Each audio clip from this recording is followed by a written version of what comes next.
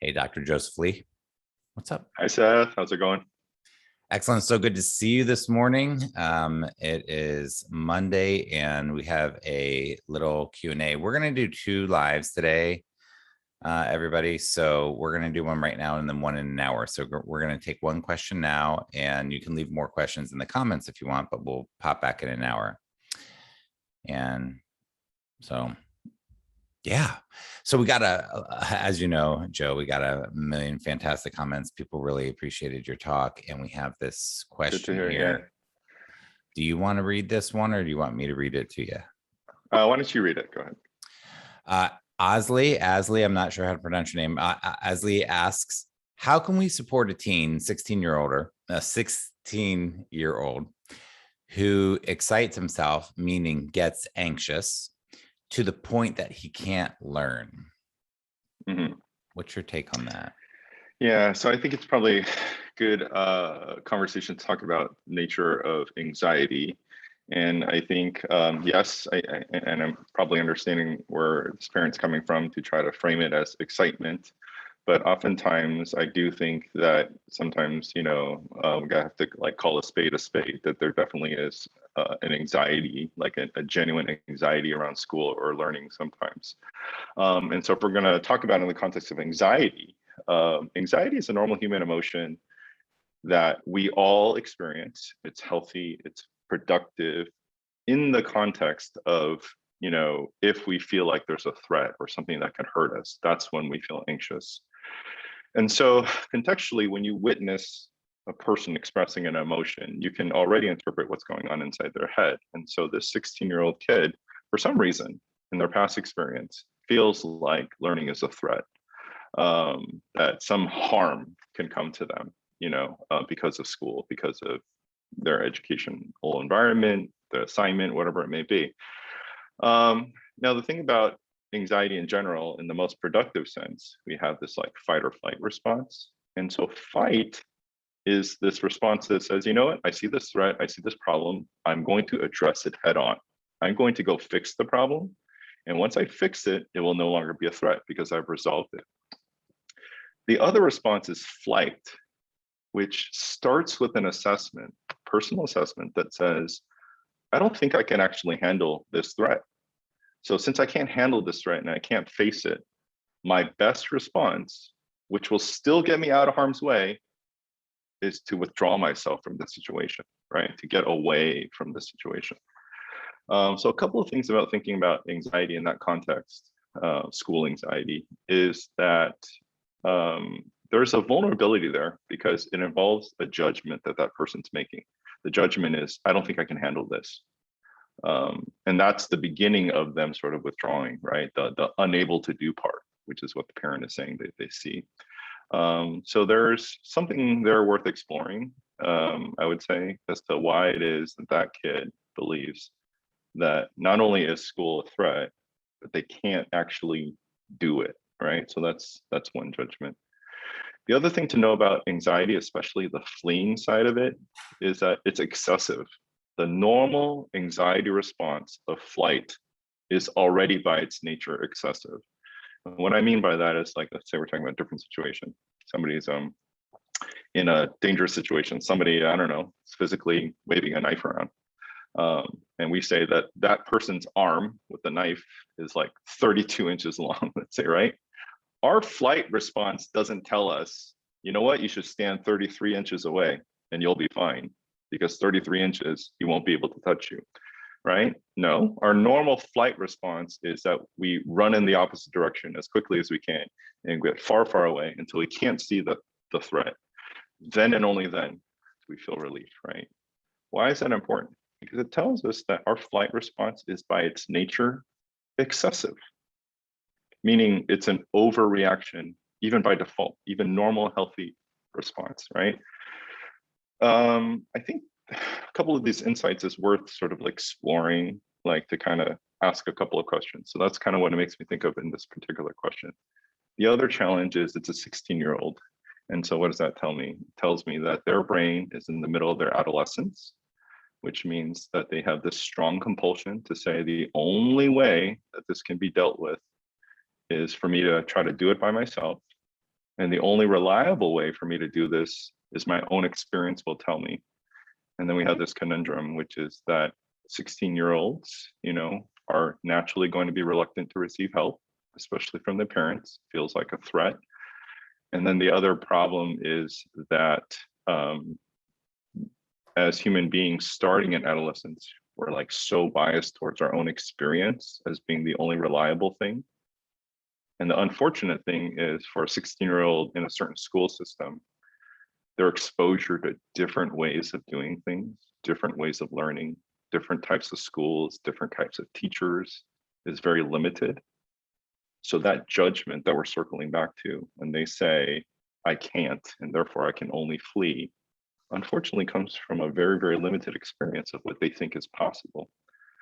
So if they're really, really stuck, some of the things I encourage parents to look at is going back to our larger talk at the conference, which is, are there things in the environment, itself, big picture wise, that kind of makes this kid feel like they can't? And that's also worth exploring, are they so limited in their exposure to what the idea of education or school is? And it genuinely might be that that situation right there is the bad fit. It's not them, but their limited exposure to a certain situation is the bad fit. Yeah. Excellent. So I took some notes and I really want to interrupt, but I don't want to interrupt yet. So the last comment that you said, that it might be that limited exposure. What are some, I guess, for the parent watching who says, okay, well, what do we do with that? How do we expose them to the right things, or what do we do? What do we do to help? Yeah, I think oftentimes, especially in school situations, with parents who are asking this question, my assumption is that they've already tried all the little tweaks within that school system. Can I mention something else that I think they've often tried is, you had mentioned, you didn't use these words, but that the 16-year-old brain, they're often making mountains out of molehills. Like things are not in proportion to, that use the word excessive. Excessive anxiety given the level of the threat. And what we often do to help is the lectures, the logic, the reason, trying to explain it to them or to coerce them into doing what needs to be done through punishment or rewards or threats or promises or things. And we've tried, when you said we've tried everything, those are, I just thought that just for people that are listening, that can kind of tie into things that we've tried. And before you start getting into like, okay, so where do we go? I think it's good to have that picture. Yeah. So I think, so I'm making a couple assumptions, but I think that this is one of those situations where the parent and the kid needs to step back and really ask the question, like, are there different ways for this kid to try to get an education, try to learn? And if there are resources, to kind of think about this, I'm talking in relatively big changes, change of school environment, homeschooling, independent learning, different things that might not have previously been considered. But I think, when we problem solve anything in life, there's kind of like the iterative version where we kind of like make small modifications to the process we're in to try to like correct. And sometimes that works. But sometimes, if we're really, really stagnant and stuck in a process of problem solving where each little iteration doesn't seem to be leading anywhere, that's worth sort of stepping back and saying, okay, this might be one of the things that this path is actually already fruitless. And we need to kind of like step back and look whether or not the big picture needs to be kind of reassessed. Like, are we doing this whole thing in a way that's ultimately not going to work for my kid? And this whole conference, I think a lot of parents are probably coming where we already know that our kid is not going to fit in the mainstream. And so one of the sort of solutions then is to just use that as the starting point. Okay, so what is my non-conventional, non-mainstream solution going to look like in my neurodiverse kid, Rather than how do we make them fit into this situation and keep trying more and more things. And so often parents will say, I wish we had done X, Y, and Z sooner. Now, I just want to be clear that what Joe and I are saying is it doesn't mean just go switch schools tomorrow. And switching schools may not even, a lot of people do that, and then they find out they have the same problems just in a different place. Like every school looks awesome, or program or whatever looks awesome on the internet, or has good scores or whatever, but it doesn't mean that the reality of it, that it's actually addressed the underlying problems at all. Yeah, right. I'm more saying like, I want to give parents permission, Yes. and the kids permission to step back and saying, am I trying too hard perhaps to have, my kid who I know does not fit a very sort of limited traditional sort of, run of the mill kind of model of education, because they are different. And we spend a lot of time talking about, where differences matter and diversity matters in a good way. But if you already know that about your kid, then it's worth giving yourself the permission to say, maybe it's really the environment, and can we try to like explore this from square one in terms of like, maybe there's a different situation that fits my kid who I know to be different better, and maybe the school itself or the educational system or the process also can be different, non-conventional. Yeah. I like that you said that, because we get in these patterns, and it seems like it's the only situation that exists, the school that we're in or situation that we're in, and it's not. There are so many Right. options. Yeah, and once you start looking, then you'll find that like, that there are a lot more options. But again, oftentimes the thing I said about teenagers, adolescents is true about adults. We are biased by our own experiences, that make us then make judgments about what we're capable of versus what we're not capable of. And I think that for that 16-year-old kid, but also probably for that kid's parents, we also have very limited exposure to what learning and education, school can look like. We think of it as our very sort of like factory model of education, because that is the predominant model of how education has been for a very, very, very long time. But it's definitely not the only model. And so that's the bias that we're all sort of prone to, because again, where we're limited in terms of what we see, what we know. But there are other possibilities, there are other options, or other things worth looking at, and this situation sounds like it's definitely at least worth a look.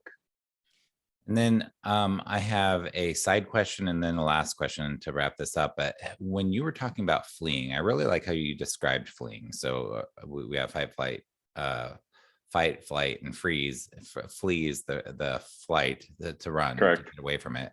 Strategies for getting away. And when we're looking at executive function, through my lens, it's like we're hoping that the child's going to execute, to do the things that are important that need to be done, but they're running from it. They're not doing things that do matter in their life. And I want to ask, in terms of fleeing and resistance, do you consider excuses and procrastination, and in particular lying? Can that be looked at as a form of fleeing? Yeah, I definitely see that as or lying is probably part of the process within fleeing, right? It's one of those, it's one of the avoidance strategies, right? Avoidance of truth telling, or the consequences of truth telling, let's say, right? I think it fits as part of that path.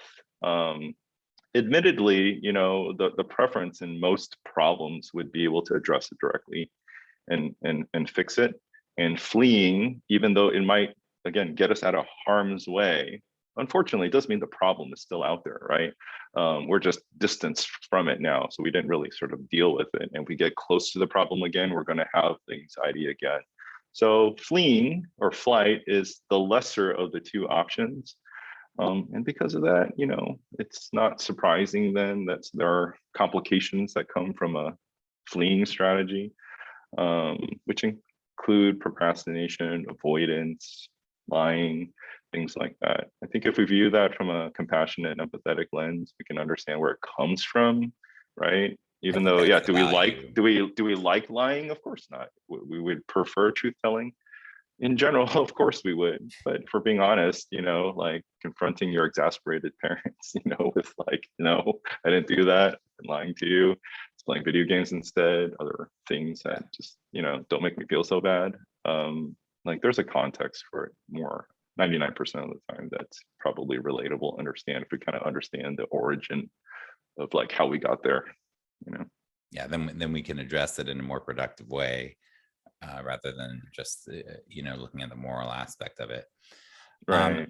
So then the last thing that I thought would be helpful for people to hear on this little discussion is this.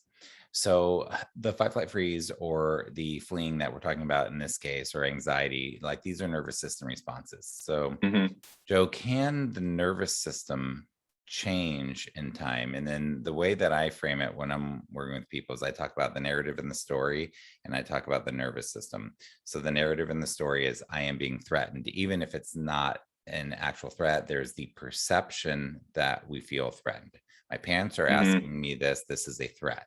I feel unsafe, right? I want to flee. So can the nervous system change? And then I talk about so that's the narrative in the story. And then the nervous system is the response to that perception of threat, that we feel this anxiety or this desire to fight or flee or whatever. Can the nervous system change? And I guess the reason I'm asking is for the parent that's like, cool, what do we do about the nervous system or the anxiety in my kid's body? Can we help with that in any way? Yeah, absolutely.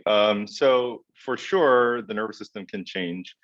The nervous system, for the most part, is a very sort of real-time, in the moment kind of responsive system, right?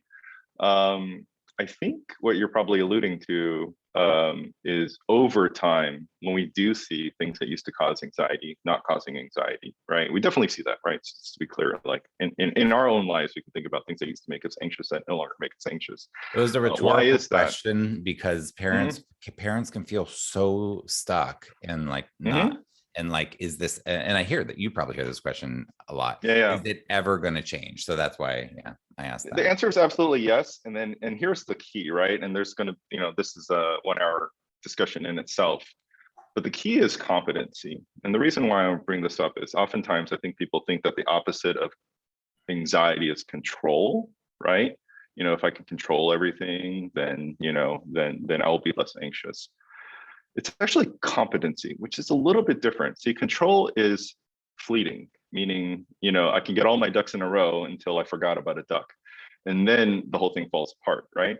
Competency is something that once you have it, you always have it. Once I figure out how to do this, once I know that I can do this, once I've done it a few times where I'm familiar with it, competency stays with you. So, one of the things that like I'm just thinking about, and it's an example I talk about is, going to medical school very early on. If you decide to be a psychiatrist, you're very, far from the OR room, right?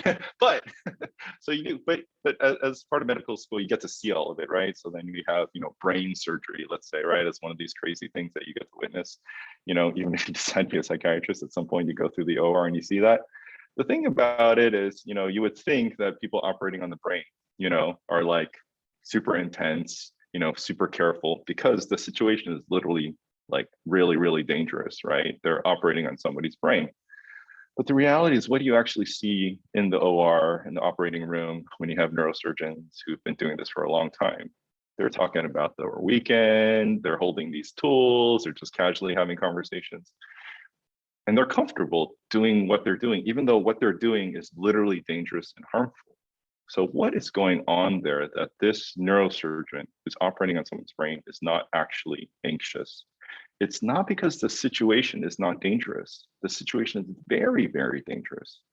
But the reality is that they feel completely equipped and comfortable and competent in what they're doing.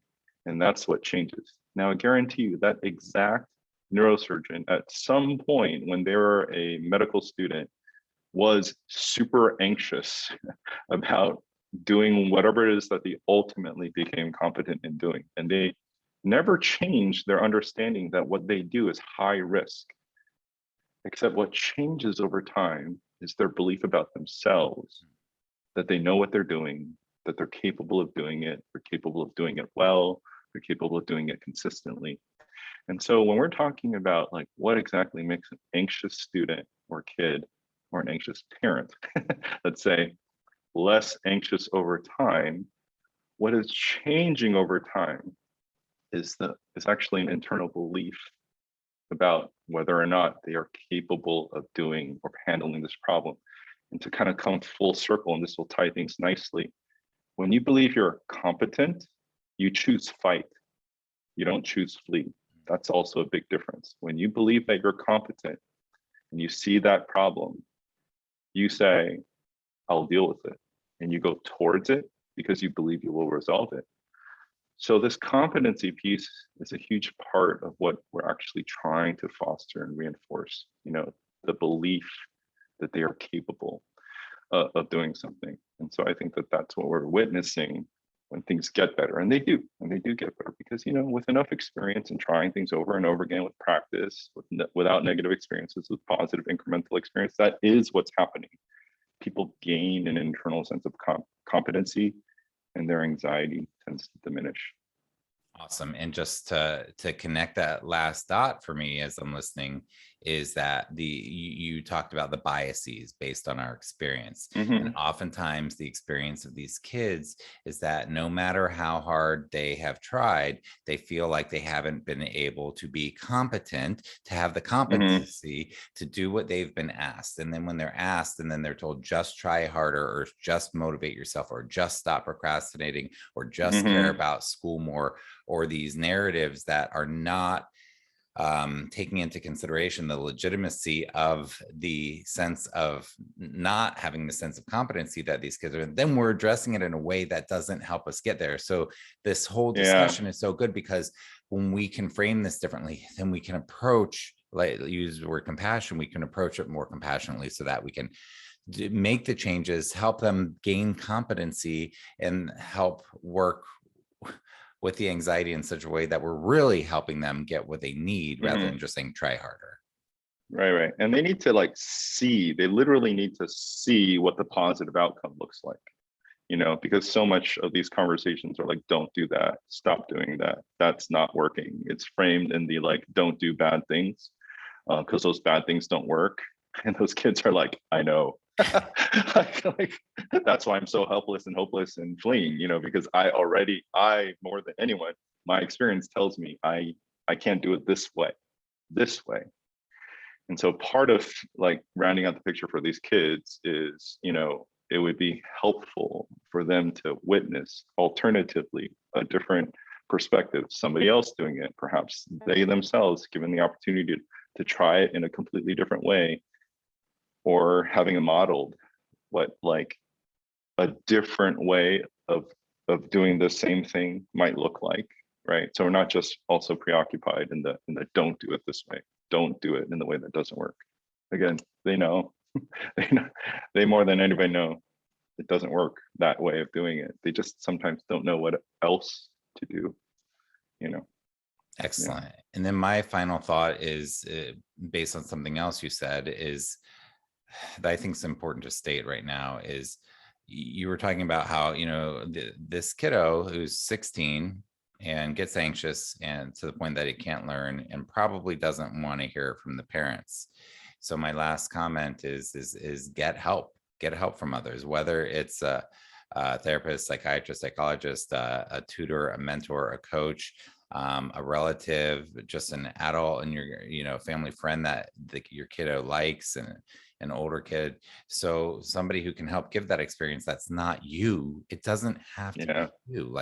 This time is precious. Go, be creative in terms of in a way it's not rocket science, or brain surgery. or brain surgery. Yeah. Right.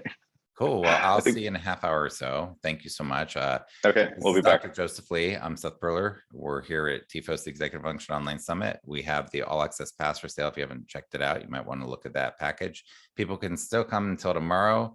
If you want to share the link around, it helps us get the word out. And people do continue to show up to this even at the last minute who are just now registering. All right, everybody, take care. Thank you, Joe. Take care. All right. Bye-bye.